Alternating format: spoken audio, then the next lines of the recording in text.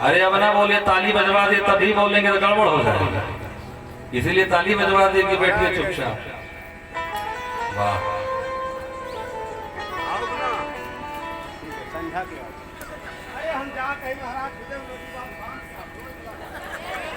भगवान अपनी सुधारमा सभा में बैठे थे कि एक दूत आया, हस्तिनापुर से एक दूत आया। दूत ने कहा कि प्रभु हस्तिनापुर में राजसूय यज्ञ होना है। नारद जी के साथ आए थे, राजसूय यज्ञ के विषय में बताया। तब तक फिर से एक दूत आया और भगवान से बताया प्रभु जरासंध के बंदी गृह में 20,000 राजा बंदी हैं, तो कृपा करके उनको भी छुड़ाएं।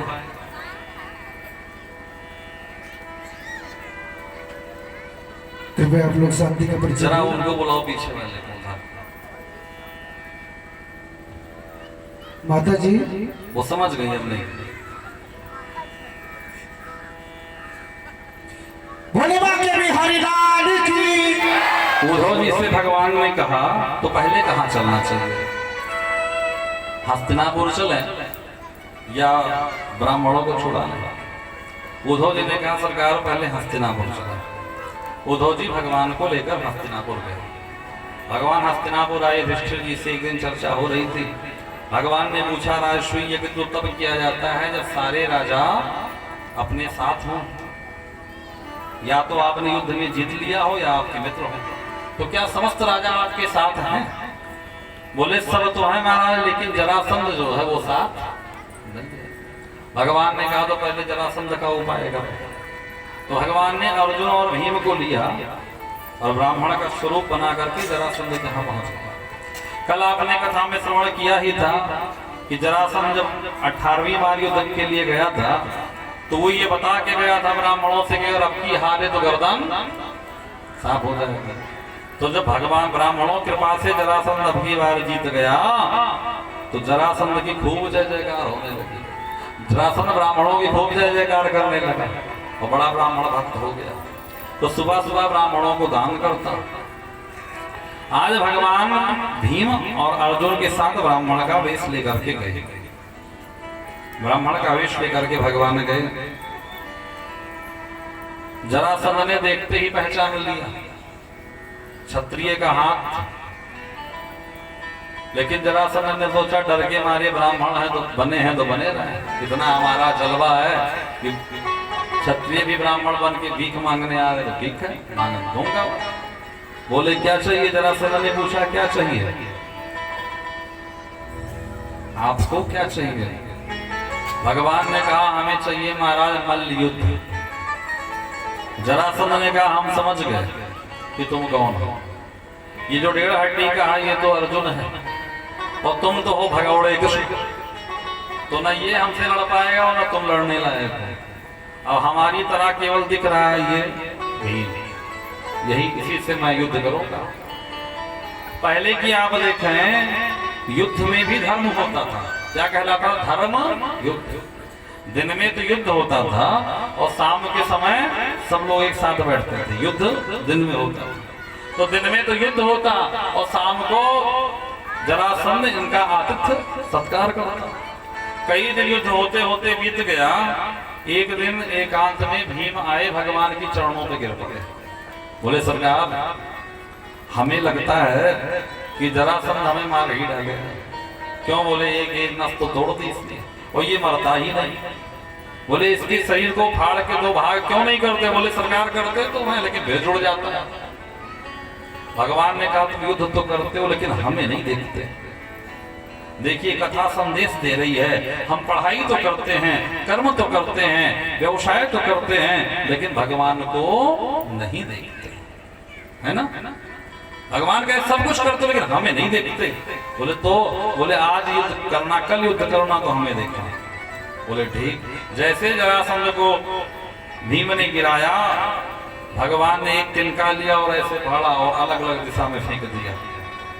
और जैसे फेंका तो भीम ने भी उसका शरीर छीन के अलग अलग दिशा में फेंका, दोनों जुड़ नहीं पाया। इसलिए जरासंध का, इस तरह से जरासंध का भीम से वध भगवान ने करवाया।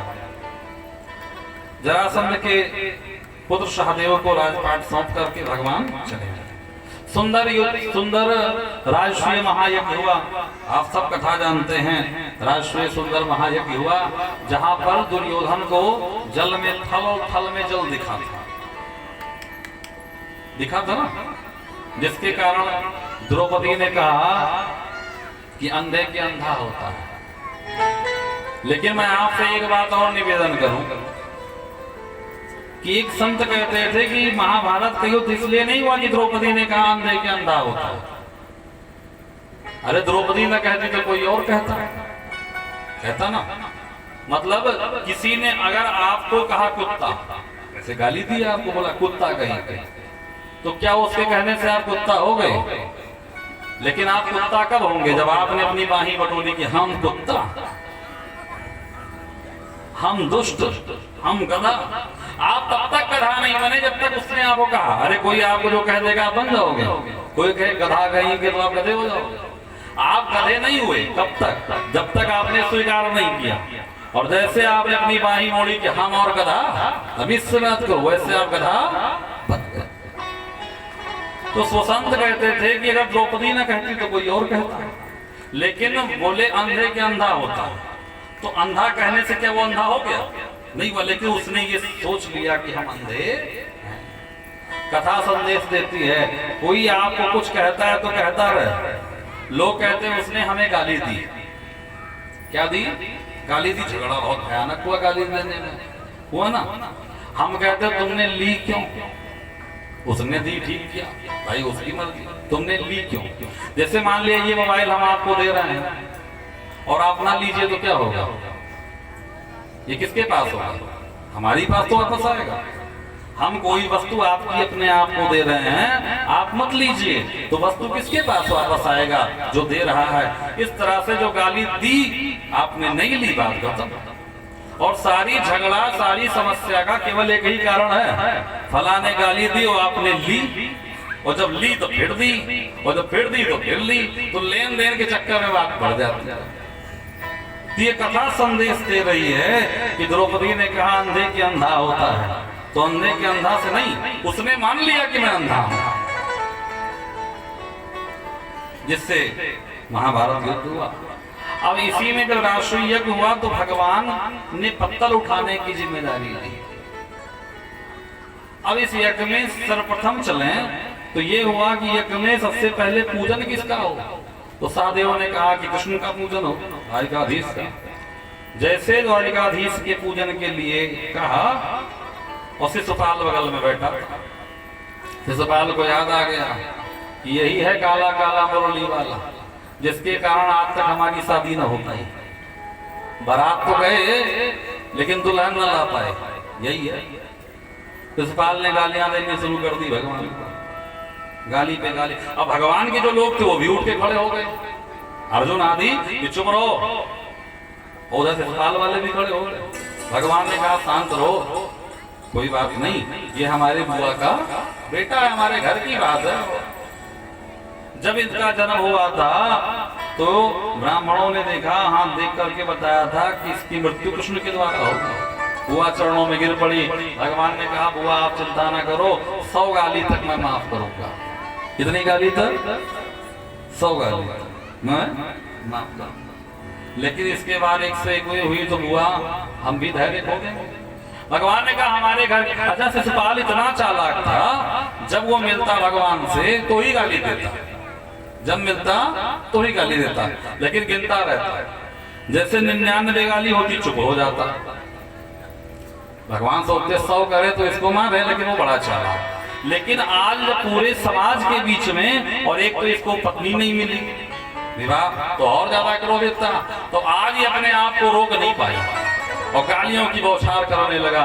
जैसे 101वीं गाली दी, भगवान ने कहा सावधान शिशुपाल, और भगवान ने अपना सुदर्शन छोड़ दिया और शिशुपाल का गर्दन कट के बड़ा का तेज भगवान के चरणों में समाया। अब आप देखें, अगर शिशुपाल भगवान को गाली दे रहा था और भगवान के अर्जुन आदि जो परिकर थे, अगर ये लोग भी कुछ कहते तो शिशुपाल के साथ भी लोग थे, देश देशांतर के राजा थे, विश्व युद्ध भी हो सकता था। लेकिन भगवान ने यहाँ धैर्य का परिचय दिया, और जैसे भगवान ने शिशुपाल का गर्दन काटी, तैसे जितने और राजा थे वो भी दुबक के बैठ गए कि ज्यादा बोलेंगे तो हमारा भी ना यही हाल हो। इस प्रकार से भगवान ने विश्व युद्ध भी भगवान ने बचा लिया और शिशुपाल का भी अंत किया। इस प्रकार भगवान ने शिशुपाल का अंत किया और पांडवों के राष्ट्रीय युद्ध को पूर्ण करा।